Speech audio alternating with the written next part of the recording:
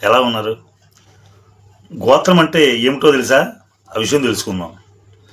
Go అంటే గోవులు, త్ర అంటే రక్షించుట. గోత్రం అంటే గోవులను రక్షించేవారని దాని అర్థము. సముద్ర మథనంలో 5 గోవులు కామధేనువు రూపంలో అవతరించాయి. ఒక్కొక్క గోవును ఒక్కొక్క మహర్షి తీసుకువెళ్ళి పెంచి వాటి సంతతిని కాపాడుతూ వృద్ధి చేసి ఇతర మహర్షుల ద్వారా సమాజంలో అందరికీ వాటిని అందజేశారు. గోవులను కాపాడిన ఆయా ఋషుల పేర్లతో మనకు గోత్రాలు ఏర్పడ్డాయి.